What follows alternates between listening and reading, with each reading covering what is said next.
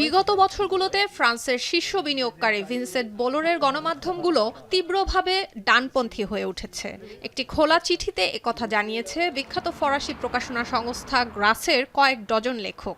গণমাধ্যমগুলোর বিরুদ্ধে কট্টর ডানপন্থী দলের এজেন্ডা প্রচারের অভিযোগ তুলেছেন তারা। জানা গেছে 14 এপ্রিল গ্রাসের প্রধান নির্বাহী অলিভিয়ে নোরার পদত্যাগ করার পরই এই প্রতিবাদ শুরু করেন লেখকরা। দেশটির গণমাধ্যম বলছে, ফরাসি আলজেরীয় লেখক বুয়ালেম সানসালের আলজেরিয়ায় আটক থাকা নিয়ে লেখা একটি বই কখন এবং কিভাবে প্রকাশ করা হবে তা নিয়ে বিরোধের জেরে নোরাকে পদচ্যুত করেছেন Bolero.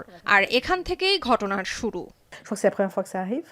C'est la première fois que ça arrive dans le monde que 200 auteurs, de droite, de gauche, qui ne s'entendent pas, qui ne s'aiment pas, qui ne sont d'accord sur rien.